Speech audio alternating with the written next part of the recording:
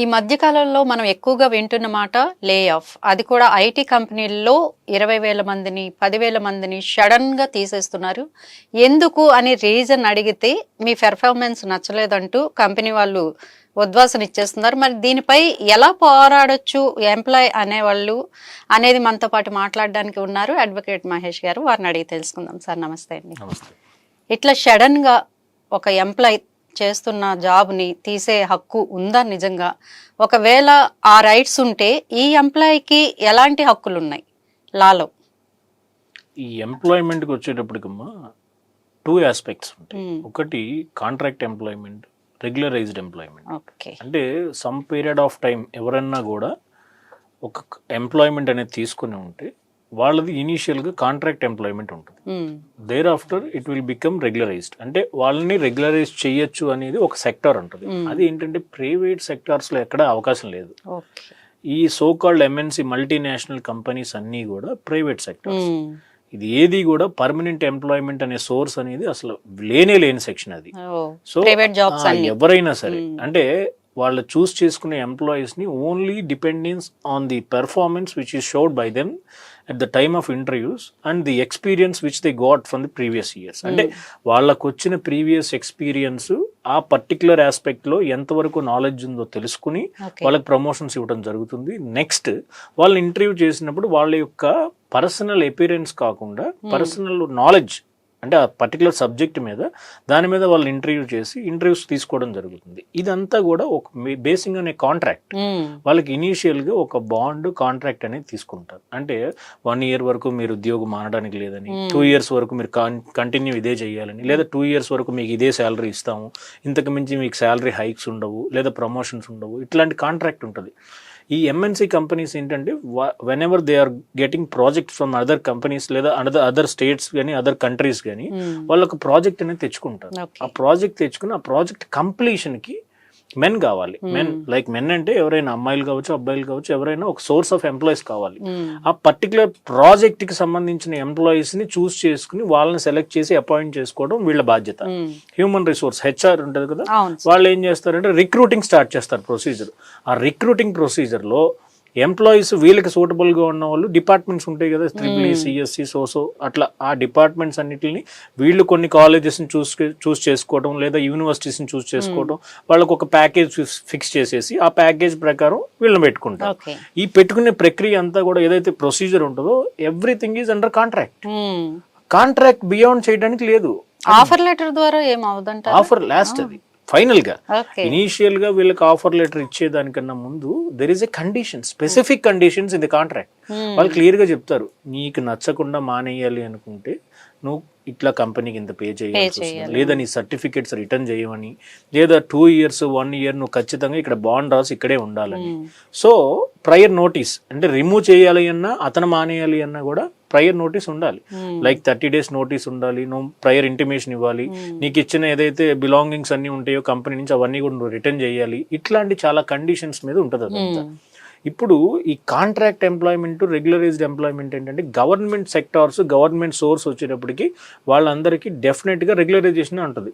అంటే వాళ్ళకి ఏం చేస్తారంటే ఇనీషియల్ గా కాంట్రాక్ట్ బేస్డ్ లో వాళ్ళని అపాయింట్ చేసుకున్నా వాళ్ళకి 2 years లేదా 3 years పీరియడ్లో వాళ్ళకున్న నాలెడ్జ్ని బట్టి వాళ్ళని రెగ్యులరైజ్ చేస్తారు. అంటే ఒక టెస్ట్ ఏదైనా పెట్టి ఆ టెస్ట్ కండక్టేషన్ అయిపోయిన తర్వాత వాళ్ళని రెగ్యులరైజ్ చేసి వాళ్ళకి ప్రమోషన్స్ త్రూ గవర్నమెంట్ చేసుకుంటారు. వాళ్ళని ఎప్పుడూ రిమూవ్ చేసే అవకాశం ఉండదు. వాళ్ళ మీద ఓన్లీ ఎలిగేషన్స్ అంటే క్రిమినల్ కేసు హిస్టరీ ఉండటం కానీ, వాళ్ళు ఏదైనా క్రిమినల్ బ్యాక్గ్రౌండ్ జరిగి ఉండటం కానీ, లేదా at the time of appointment వాళ్ళు సపరేషన్ ఆఫ్ ఫ్యాక్ట్ చేయడం కానీ, సపరేషన్ అంటే వాళ్ళ మీద ఏదైనా కేసులు ఉన్నాయని కానీ, అతను ఏదైనా ముద్దాయి అని చెప్పడం, ఇట్లాంటి సప్రెస్ చేసినప్పుడు గవర్నమెంట్ సో కాల్డ్ డిపార్ట్మెంట్స్ ఏదైతే లైక్ ఎడ్యుకేషన్ కానీ, రెవెన్యూ కానీ, మున్సిపల్ డిపార్ట్మెంట్ కానీ, అక్కడ వాళ్ళకి సంబంధించిన డిపార్ట్మెంట్ హెడ్ అయితే ఎవరై ఉంటారో వాళ్ళు యాక్షన్ తీసుకుని సస్పెన్షన్ ఆర్డర్స్ ఇచ్చుకోవడం, తర్వాత వాళ్ళకి salaries so called 50% salary allowance కూడా ఉంటుంది సస్పెన్షన్ అయిన తర్వాత. డిపార్ట్మెంటల్ ప్రొసీడింగ్స్ నడుస్తాయి. డిపార్ట్మెంటల్ తర్వాత కంక్లూజన్ వాళ్ళని తీసేయచ్చు, తీయకపోవచ్చు. Only basing on the charges which are framed against them. అంటే డిపార్ట్మెంటల్ ఎంక్వైరీ నడిచినప్పుడు డిపార్ట్మెంటల్ ఎంక్వైరీలో ఒక ఎంక్వైరీ ఆఫీసర్ని అపాయింట్ చేసుకుని ఆయన దగ్గర వీళ్ళు వెళ్ళి క్లియర్గా ఎంక్వైరీకి ఎక్స్ప్లెనేషన్ ఇచ్చుకుంటూ దానికి సంబంధించిన ఎవిడెన్స్ అన్ని కూడా ఆయనకి సబ్మిట్ చేస్తే ఆయన ఛార్జెస్ ఫ్రేమ్ చేస్తారు. ఆ ఫ్రేమ్ చేసిన ఛార్జెస్ మీద కంక్లూజన్ వీళ్ళకి ఫైన్ వేయొచ్చు, ఇంపోజిషన్ ఆఫ్ వేరైనా పెనాల్టీ వేయొచ్చు, లేదా ఇంక్రిమెంట్స్ కట్ చేయొచ్చు, ప్రమోషన్స్ కట్ చేయొచ్చు. అదంతా చేసే పద్ధతి ఎవరంటే ఎంక్వైరీ ఆఫీసర్కి ఉంటుంది. ఇది ఏ ప్రొసీజర్ కూడా ఎంఎన్సీ కంపెనీస్ లో ఉండదు. Why it is private sector. Private సెక్టార్కి వచ్చి ఓన్లీ ప్రయర్ 30 days నోటీస్ ఇచ్చేయటం, నోటీస్ ఇచ్చిన తర్వాత మిమ్మల్ని మేము హైర్ చేయట్లేదు, లే ఆఫ్, మీరు వెళ్ళిపోవచ్చు. అసలు లే ఆఫ్ ఎందుకు చేస్తారు అంటే ఇనీషియల్ గా వీళ్ళని తీసుకున్నప్పుడు ఒక ప్రాజెక్ట్ ఉండొచ్చు, ఆ ప్రాజెక్ట్ కి వాళ్ళకి సంబంధించినంత వరకు మనకి ఇంతవరకు ఎంప్లాయీస్ అవసరం అవుతారు. ఆ మ్యాన్ పవర్ వల్ల మనం సపోర్ట్ చేసుకుంటే ప్రాజెక్ట్ కంప్లీట్ అవుతుంది. ఎప్పుడైతే వీళ్ళ ప్రాజెక్ట్ కంప్లీట్ అయినప్పుడు ఇప్పుడు డే టు డే ఎట్లా ఉందంటే ఈ సాఫ్ట్వేర్ సెక్టర్కి వచ్చేటప్పటికి day to day developments, day to day creation of sons. ఇప్పుడు మనకి ఆర్టిఫిషియల్ ఇంటెలిజెన్స్ వచ్చింది, దానివల్ల ఏం జరుగుతుందంటే ఆల్మోస్ట్ 50 to 60% ఆఫ్ ఎంప్లాయీస్ అందరూ కూడా లే ఆఫ్ అయిపోతున్నారు. ఎందుకంటే వాళ్ళని రిమూవ్ చేయాల్సిన అవసరం ఎందుకు వస్తుందంటే వాళ్ళకి అంతంత శాలరీస్ ఇచ్చి చేయించుకునే బదులు 8 hours పట్టే వర్క్ ఇక్కడ 1 hour లో అయిపోతుంది. ఒక 50-60 ఎంప్లాయీస్ చేసే వరకు ఒక సిస్టమ్ చేస్తుంది. బట్ ఇక్కడ రిప్లేస్మెంట్ ఆఫ్ ఎంప్లాయీ అనేది మాత్రం ఎప్పటికీ జరగదు. ఎందుకంటే సిస్టమ్ డెఫినెట్ గా ఒక ఎర్రర్ అనేది క్రియేట్ అవ్వచ్చు, బట్ హ్యూమన్ బ్రెయిన్ కెనాట్. వాళ్ళని లే ఆఫ్ చేయడం వల్ల ఇప్పుడు ఆర్గనైజ్ చేసేది, ఇప్పుడు జనరల్ గా చెప్పాలి అంటే ఒక సిస్టమ్ దానికే అదే పని చేయగలదా? చేయలేదు ఎప్పటికీ. దానికి డెఫినెట్ గా ఒక పుష్ బటన్ లేక ఒక సోర్స్ అనేది ఉండాలి. అది మాన్యువల్ ఇంటర్ప్రిటేషన్ అనేది వానికి లేకపోతే దానికే అది వర్క్ చేయలేదు. అది ఏ డిపార్ట్మెంట్ అయినా అవ్వచ్చు, ఏ సెక్టార్ అయినా అవ్వచ్చు. అది బియాండ్ ఎప్పుడైతే కంప్లీట్ టెక్నికల్ గా మనం వెళ్ళిపోవాలి అనుకుంటే, ఇప్పుడు మనం చాలా న్యూస్ లో కానీ వేరే చోట చూసాం, artificial intelligence is very dangerous to the human life అంటారు. సో మనం ఎప్పుడైతే కంప్లీట్ గా ప్రకృతిని మానేసి వేరే సిస్టమ్స్ మీద కానీ వేరే సాఫ్ట్వేర్స్ మీద కానీ మనం కంప్లీట్ గా డిపెండెంట్ అయిపోయి ఉంటాము, ఎప్పటికైనా దాంతోనే మనకు ఖచ్చితంగా ప్రాబ్లం అయి ఉన్నాం. సో దాన్ని కంట్రోల్ చేసే శక్తి హ్యూమన్ కే ఉంది. మనం అది మర్చిపోయి వాళ్ళని లే ఆఫ్ చేసుకుంటూ వెళ్తే ఇప్పుడు సోకాల్ మనకి ఎలా ఉంటుందంటే ఆంధ్ర నుంచి కానీ తెలంగాణ నుంచి కానీ చాలా మంది ఈ సాఫ్ట్వేర్ హైటెక్ సిటీస్ లో కంపెనీస్ లో ఉద్యోగాల కోసం వచ్చి అక్కడ రూమ్స్ తీసుకుని వాళ్ళకి శాలరీ తక్కువ అని తెలిసినా కూడా అక్కడే వర్క్ చేసి 8 hours 9 hours వర్క్ కంప్లీట్ చేసుకుని వీక్ ఆఫ్స్ వీకెండ్స్ ఏమీ లేకుండా ఉన్న కల్చర్ అంతా నేర్చుకుని తప్పక తిండి లేక అక్కడ కష్టపడి అదే శాలరీతో బతుకుతూ ఉంటారు. ఇప్పుడు సడన్ గా వాళ్ళని రిమూవ్ చేస్తే వాళ్ళు ఏం చేస్తారు? వాళ్ళకి వేరే వర్క్ రాదు, స్టడీస్ కంప్లీట్ అవ్వడం ఇక్కడ రావటం, వాళ్ళు ఏం చేస్తారు? మళ్ళీ అప్పులు తెచ్చుకోవటం, వేరే బిజినెస్ స్టార్ట్ చేసి. నేను చాలా మందిని చూసాను, ఈవెన్ లా ప్రొఫెషన్ లో కూడా ఇప్పుడు 20-30% సాఫ్ట్వేర్ ఎంప్లాయీసే ఉన్నారు.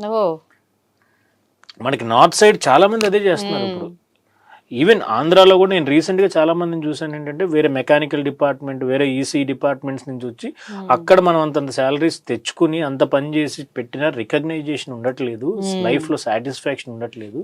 సో మనం ఏదైనా ఒక రికగ్నైజేషన్ ఇండిపెండెంట్గా మనల్ని మనం ప్రూవ్ చేసుకోవాలి అంటే వాళ్ళు ఎప్పుడు రిమూవ్ చేస్తారో తెలియదు, అది ఎప్పుడు దాకా ఉంటుందో తెలియదు. పోనీ ఆ ప్రీవియస్ ఎక్స్పీరియన్స్ మనకు పనిచేస్తుంది అంటే ఓన్లీ మనకు ఇంకో కంపెనీకి షిఫ్ట్ అవ్వడానికి ఉపయోగపడద్దు తప్ప వేరే ఏ బిజినెస్ కి పని చేయాలంటే నువ్వు ఇంకో ఎంఎన్సీ కంపెనీ పెట్టాలి. అంత మన దగ్గర ఎక్కడ ఉంటుంది?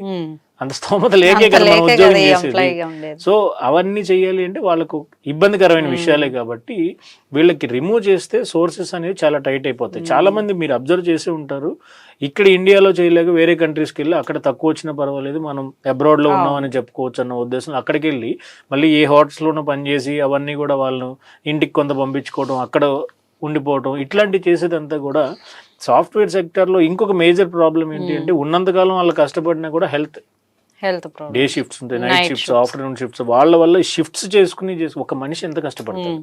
ఒక మనిషి అతను ఎంత తింటున్నాడో అంతవరకు కష్టపడగలడు. బియాండ్ లిమిట్స్ దాటి అతను కనుక వర్క్ చేయాలి అంటే అతని పర్సనల్ కెపాసిటీ అనేది సపోర్ట్ చేయాలి కదా. ఇప్పుడు అతనికి రెస్ట్ అవసరం, అతనికి ఫుడ్. సో ఇట్లాంటివి ఏంటంటే కూడా అతని లైఫ్ సైకిల్ని ఖచ్చితంగా అది డెస్ట్రాయ్ చేస్తుంది.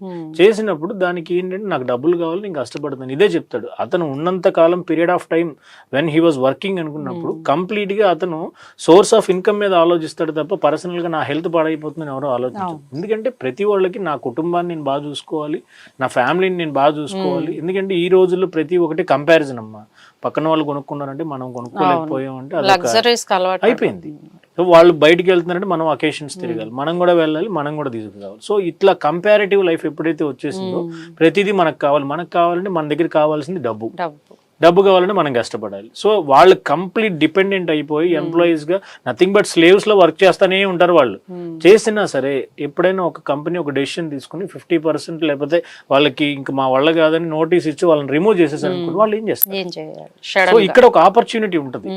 ఇనీషియల్ గా ప్రైవేట్ సెక్టార్స్ ఉండే పరిస్థితి ఏంటంటే లేబర్ లైసెన్స్ ఉందా లేదో చూసుకోవాలి. వాళ్ళకి లేబర్ డిపార్ట్మెంట్ అని ఒకటి ఉంటుంది, అది కూడా గవర్నమెంట్ది. ప్రతి కంపెనీ ఎస్టాబ్లిష్మెంట్ కి పర్మిషన్ ఇచ్చేది గవర్నమెంటే. ఎస్టాబ్లిష్మెంట్ ఆఫ్ కంపెనీ ఎంతమంది మెన్ అందులో పనిచేస్తున్నారు, they are all treated as workmen. Workmen act అనేది ఒకటి ఉంది. అంటే ఎవరైతే ఒక వ్యక్తి ఒక ప్రైవేట్ సెక్టర్ లో పనిచేస్తున్నాడో అతన్ని వర్క్మెన్ యాక్ట్ కింద ఒక ఎంప్లాయీగా ట్రీట్ చేయొచ్చు. అంటే ఎంప్లాయర్ ఎవరైతే ఉద్యోగం ఇస్తాడో అతని ఎంప్లాయర్, ఇతని ఎంప్లాయీ అవుతాడు. వీళ్ళిద్దరి మధ్యలో ఉన్న రిలేషన్ బట్టి అక్కడ వర్క్మెన్ అనేది స్టార్ట్ అవుతుంది. ఈ కాంట్రాక్ట్ వీళ్ళిద్దరి మధ్యలో ఉన్నది ఏం ప్రూవ్ చేస్తుంటే యాక్ట్ ప్రకారం ఎంప్లాయీ తప్పు చేస్తే ఏం తీసుకోవాలి, ఎంప్లాయర్ తప్పు చేస్తే ఏం డెసిషన్ తీసుకోవాలి. ఇప్పుడు వీళ్ళని కొంతమంది లే ఆఫ్ చేసేసి వాళ్ళకి శాలరీస్ ఇవ్వకుండా లేదా వాళ్ళ శాలరీస్ హోల్డ్ చేసి సర్టిఫికెట్స్ హోల్డ్ చేసి వాళ్ళని ఇబ్బంది పెట్టాలని చూస్తూ ఉంటారు కంపెనీ. వాళ్ళకున్న ఆప్షన్ ఏంటి అంటే they can approach labour department, assistant labour officer, district labour officers ఉంటారు. వాళ్ళ దగ్గరికి వెళ్ళి వీళ్ళు కేసు ఫైల్ చేసుకోవాలి. ఎందుకంటే జూరిస్డిక్షన్ ఎక్కడ ఉంటుంది అంటే ఆ కంపెనీ ఎక్కడ ఎస్టాబ్లిష్ చేశారో అక్కడ మాత్రమే జూరిస్డిక్షన్ ఉంటుంది. సో వాళ్ళు ఈ లేబర్ లాస్ అనేవి డెఫినెట్ గా ఫాలో అవుతున్నారా లేదా, ఎవ్రీ టైం వాళ్ళు పీరియాడికల్ గా ఎప్పటికప్పుడు కూడా ఆ లేబర్ లాస్ ని ఎస్టాబ్లిష్ చేసుకుంటూ లేబర్ వైలేషన్స్ ఏమైనా చేస్తారంటే వాళ్ళ మీద ఫైన్ వేసే అవకాశం ఉంటుంది, సీజ్ చేసే అవకాశం కూడా లేబర్ డిపార్ట్మెంట్ కి ఉంటుంది. సో అది కాంపిటెన్సీ వాళ్ళ దగ్గర. సో ప్రయర్ నోటీస్ లేకుండా రిమూవ్ చేయటం, లేదా నేను వర్క్ చేస్తున్నా సరే వాళ్ళు కావాలి నన్ను రిమూవ్ చేశారు అంటే కనుక directly they can approach labour department. నేను అన్నెసరీగా ఏం చేయకపోయినా సరే వీళ్ళు నన్ను రిమూవ్ చేసి నా శాలరీస్ హోల్డ్ చేశారు, నా సర్టిఫికెట్స్ హోల్డ్ చేశారు, ఇవన్నీ నాకు ఇబ్బందులుగా ఉన్నాయని అతను అప్లికేషన్ ఫైల్ చేస్తే లేబర్ డిపార్ట్మెంట్ వాళ్ళకి నోటీసెస్ ఇచ్చి మీరు దీని గురించి వచ్చి ఆన్సర్ చేయండి, లేదంటే మేము డెసిషన్ తీసుకోవాల్సి వస్తుంది అంటే వాళ్ళకి ఒక లీగల్ డిపార్ట్మెంట్ ఉంటుంది. ప్రతి ఎంఎన్సీ కంపెనీస్కి కూడా కాంట్రాక్ట్ అగ్రిమెంట్స్, ఎంప్లాయ్మెంట్ అపాయింట్మెంట్స్, అలాగే వీళ్ళని షిఫ్ట్ చేసేది, ప్రమోషన్స్, ప్రతి అగ్రిమెంట్ కూడా in terms of legal action. వాళ్ళు ఏం చేస్తారంటే ఒక లీగల్ డిపార్ట్మెంట్ ని వాళ్ళు పెట్టుకుని ఆ లీగల్ డిపార్ట్మెంట్ ద్వారా ఈ రిటర్న్ వర్క్ అంతా కంప్లీట్ చేసుకుని ఇట్లాంటి కేసెస్ వచ్చినప్పుడు లీగల్ డిపార్ట్మెంట్ అక్కడికి వాళ్ళకి ఎంగేజ్ చేస్తారు. వాళ్ళు లోకల్ గా అంటే జనరల్ గా వీళ్ళు ఏం చేస్తారంటే లీగల్ డిపార్ట్మెంట్ వాళ్ళు ఎవరు ఎంఎన్సీకి సంబంధించిన వాళ్ళు ఈ ట్రిబ్యునల్స్ కానీ కోర్ట్స్ కానీ వచ్చి ఆర్గ్యూ చేసే పరిస్థితి ఉండదు. వాళ్ళు ఒక అడ్వకేట్ ని స్టాండింగ్ కౌన్సిల్ అంటారు, ఆ ఎంఎన్సీ తరపున ఒక అడ్వకేట్ ని ఎంగేజ్ చేసుకుంటే అతను వచ్చి అడ్రస్ చేస్తాడు వాళ్ళ grievance. So if in case labour department కనుక ఎంఎన్సీ కంపెనీ ఏదైతే డెసిషన్ తీసుకున్నదో ఎంప్లాయీని రిమూవ్ చేయడం కానీ, శాలరీస్ హోల్డ్ చేయడం కానీ, సర్టిఫికెట్స్ హోల్డ్ చేయడం కానీ, లేదా అతను పర్సనల్ గా ఏదైనా ఇబ్బంది పెట్టినా కానీ ఆ డెసిషన్ తీసుకున్నప్పుడు డెఫినెట్ గా వాళ్ళు బై అవ్వాల్సిందే దాన్ని. ఎంఎన్సీ కంపెనీ మేము చేయడానికి కుదరదు అంటే when you are established a company under the following of the sections which are enabled in the workmen compensation act అయినప్పుడు definitely you have to follow the rules. When you are violating the rules అయితే definite గా action will be taken against you. So ఇది procedure. So ఇది ఏంటంటే general గా ఎక్కడి నుంచో వచ్చి వర్క్ చేసి ఇక్కడ మళ్ళీ కోర్టుల చుట్టూ తిరగాలి అంటే వీళ్ళు ఇష్టపడలేరు కాబట్టి వాళ్ళకి అంత పరిస్థితి కూడా ఉండదు.